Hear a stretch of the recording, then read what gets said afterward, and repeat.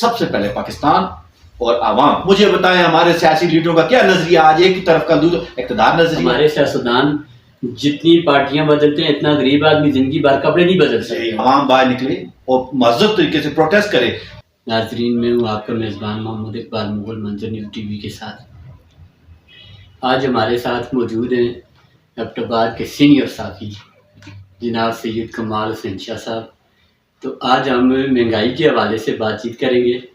شاہ صاحب یہ بتائیں کہ مہنگائی میں روز بروز اضافہ ہوتا جا رہا ہے اور اس میں غریب انسان جس طرح پس کر رہ گیا ہے، یہ سمجھ نہیں آتی کہ اس کا حل کیسے نکالا جائے گا اور یہ غریبوں کو کیا ان کا مستقبل کیا ہوگا.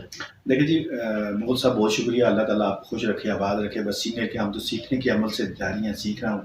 ہاں 2 دہائیاں ہو چکی ہیں لیکن سیکھنے کے عمل میں. اور آپ جیسے بندہ ہمارے لیے بڑے رول ماڈل ہے جو جیسے صحافت شروع کی ہو ماشاء اللہ آج اس لیول پہ اخبار بھی چلا رہے ہیں جہاں تک ترقی کی ہے. بڑی اچھی بات ہے. خوشی محسوس ہوتی ہے آپ لوگوں کے ساتھ بیٹھ کر. وہ سب یہاں پہ مینجمنٹ ہی ہے. اب آج تک ہماری گورنمنٹ جتنی بھی آئی ہیں یہاں پہ سیاسی لوگ ہیں چمچے کٹ سے جو موجود ہیں یہ نعرے لگا رہے ہیں. کسی نے یہاں پہ کنٹرول کیا ہے؟ کسی نے مہنگائی کو یہاں پہ بیلنس کرنے کا سوچا؟ نہیں. اب میرے جیسا عام بندہ مغل صاحب آپ جیسا عام بندہ ہم سفید پوش لوگ ہیں. ہم کانٹریکٹ کی لائن کے پیچھے کھڑے ہو کے آٹا لے سکتا ہوں میں؟ لوگ 10 مجھے سلام شاہ صاحب السلام علیکم کیا کر رہے ہیں جی آٹا لینے کھڑا ہوں گھی لینے. شاہ صاحب کیا کریں مغل صاحب سفید پوش آدمی تو یہاں بول نہیں سکتا بیچارہ. اس کی تو حالات ایسے ہیں. میں ایسے لوگوں جاتا ہوں فاقی ہیں ان کے گھروں میں.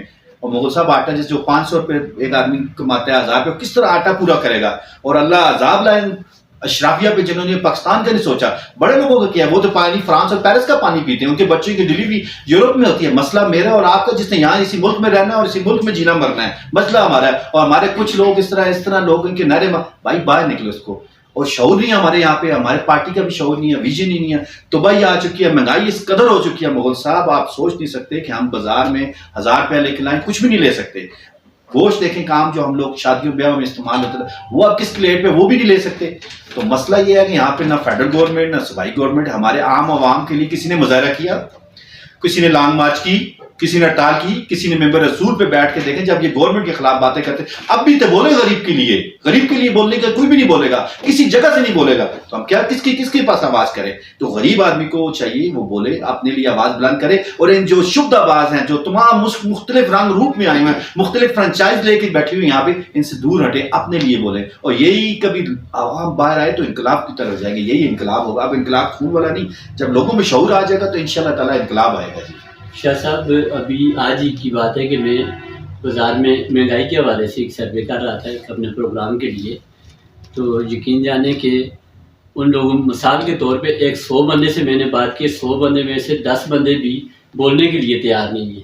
کیا اس میں ہماری کمزوری نہیں ہے کہ عوام خود نہیں بولتے؟ ماضی میں اگر آپ چلے جائیں تو ایوب خان کے دور میں وہ 8 آنے یا جتنی بھی چینی مہنگی ہوئی تھی لوگوں نے اس کے خلاف نعرے لگائے تھے. ایک چیز تو وہ تھی کہ اس وقت کے غیرت مند حکمران تھے. ان کے خلاف ذرا سی بات ہوتی تھی وہ اس پہ غیرت کھاتے تھے.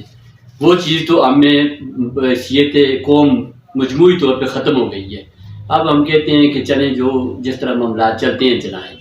تو دوسری میں نے یہ نوٹ کیا ہے کہ اس میں عوام کا بھی قصور ہے کہ عوام باہر نہیں نکلتے, عوام احتجاج نہیں کرتے, عوام مہنگائی کے خلاف بات نہیں کرتے.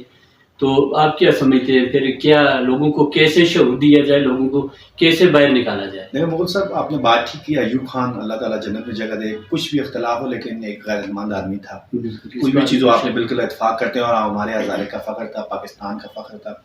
اختلاف جمہوری حکومتوں میں ہمیشہ اختلاف ہوتا ہے. مختلف اختلاف کی ہم قدر کرتے ہیں. بالکل آپ نے ٹھیک کہا. اصل عوام اب تقسیم ہو چکی ہے.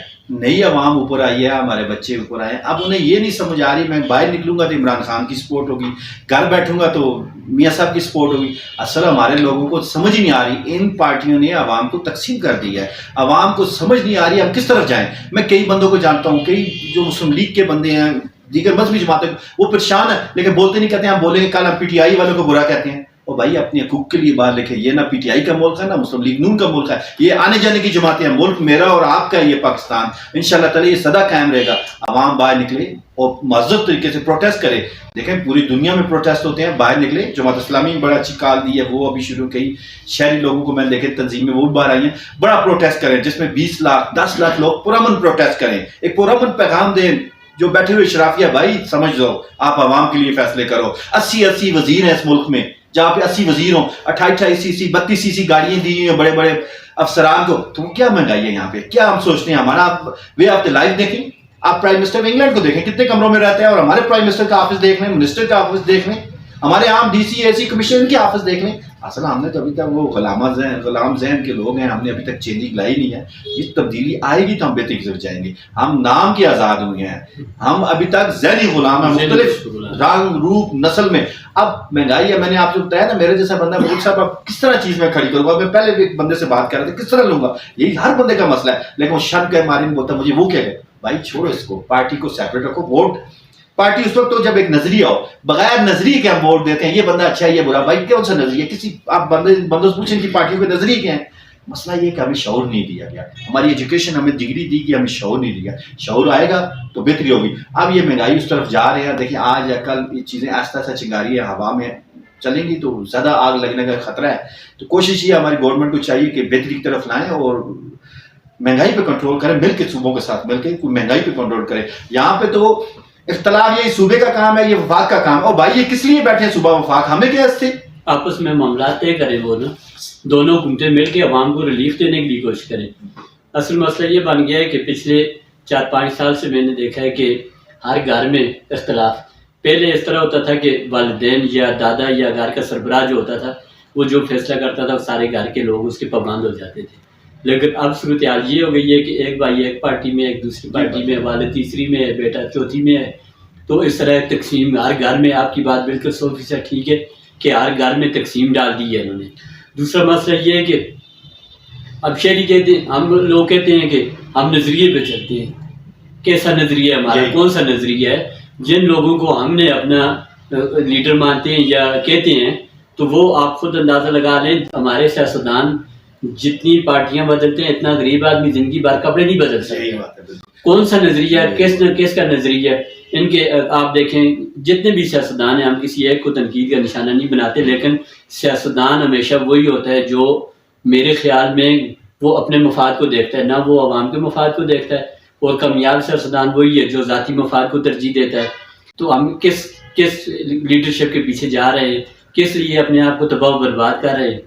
ہمیں تو یہ چاہیے کہ ہم نہ کسی پارٹی کو, کوئی بھی پارٹی ہو, ہمیں سیاسی پارٹیوں سے اس طرح جس حد تک ہم ان کے ساتھ بات کرتے ہیں یا ان کے لیے ہماری قربانی دینے کے لیے تیار ہو جاتے ہیں, یہ چیز بالکل جائز ٹھیک نہیں ہے ہمارے لیے. ہمیں یہ چاہیے جو پاکستان کے مفاد میں کام کر رہا ہے وہ کوئی بھی ہو اس کے ساتھ ہم چلیں. لیکن موجودہ قیادت میں مجھے نظر نہیں آتا کہ کسی کو پاکستان کے مفاد سے کوئی غرض ہو یا عوام سے کوئی غرض ہو. مول صاحب آپ دیکھ لیں کہ 80 وزیر ہیں یہاں پہ پاکستان میں. اب ایک غریب ملک میں 80 وزیر ہو سکتے ہیں؟ نو ڈاؤٹ کہ پرائم منسٹر آف پاکستان پہ ہم شک نہیں کرتے, انرجیٹک بندے ہیں. لیکن اب کیبنٹ کس طرح چل رہی ہے؟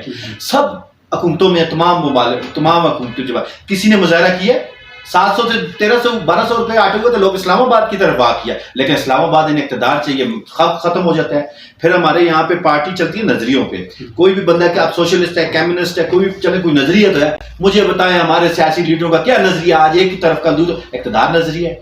ہمیں یہ ختم ہونا چاہیے. ہماری عوام پڑھی لکھی ہے, ان بچے دیکھیں بچے بڑے ذہین بچے ہیں اور بڑے شعور بچے ہیں, انہیں بتانا چاہیے غلامی سے باہر نکلیں, کسی ایک شخص کا غلام نہ بنے. ہاں غلام بننا ہے, نبی پاک صلی اللہ علیہ وسلم کا غلام بنے. آج کل ہمارے یہاں پہ بیچی جاتی ہے چیزیں, مختلف رنگ روپ پہ بیچی جاتی ہے.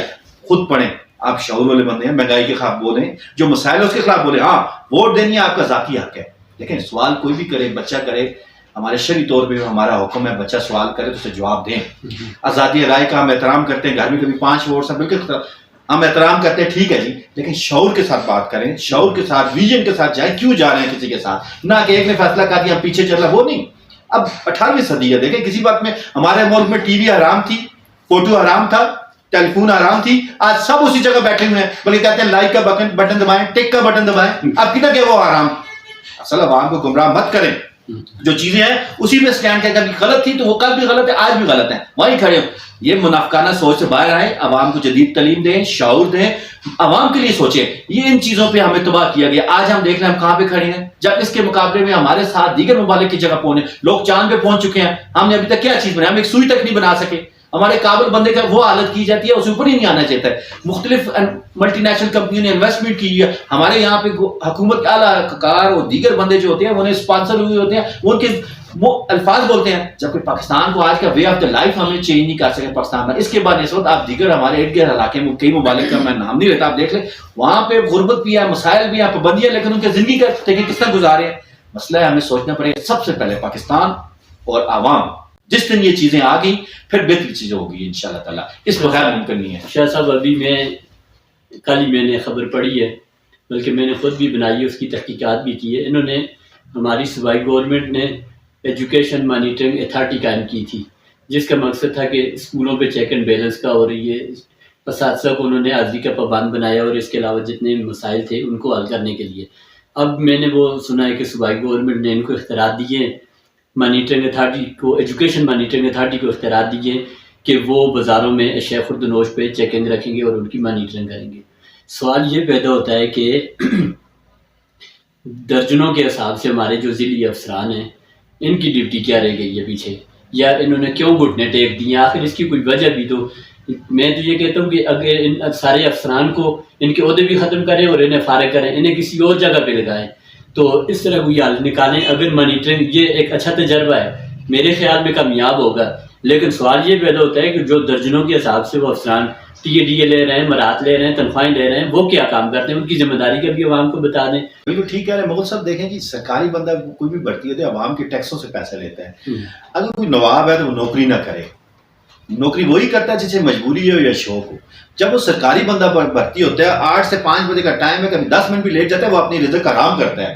نواب کا بچہ نہیں ہے، اس کا کام ہے ڈیوٹی چیک کرنا. افسوس کا مقام ہے ہماری عوام بھی تو ہے نا جی، وہ ایک صفائی کرنے والا آدمی جو ہماری گھروں کی صفائی کرتا ہے، ہم اسے ہار نہیں پلاتے، ہم ہار اسے پناتے ہیں جو بڑی سیٹوں پہ بیٹھے ہیں، ہم اسے پالش کرتے ہیں جو بڑی سیٹوں کے ساتھ کھڑے ہیں. اصل تو ہمارا بھی قصور ہے نا، اساس کمتری کی شکار 18 محکمے بنے کس لیے گورنمنٹ نے رکھے ہوئے ہیں؟ ان سے کام لینا جی. یہ دفتر بڑھتی ہوئے ملازمت کے لیے، عوام کی خدمت کے لیے بڑھتی ہوئے ہیں نا. یہ ان کی کوئی داد کے لیے تو نہیں پیسے پیچھے نہیں مل رہے، پیسے میرے اور آپ کے لیے مل رہے ہیں. ان کا کام ہے ہمارے لیے کام کرے. مسئلہ ہے یہاں ایڈمنسٹریشن ہونا چاہیے. حکومت جو بھی سرکاری بندہ ہے وہ حکومتی گورنمنٹ آف پاکستان کا ملازم ہے، اس کا کام ہے عوام کی خدمت کرنا، نہ کہ ہم سیاسیوں کی خدمت کرتے ہیں. یہاں پہ سیاسی کی پوسٹنگ ہوتی ہیں، سیاسیوں کے کہنے پہ آگے پیچھے چیزیں ہوتی ہیں.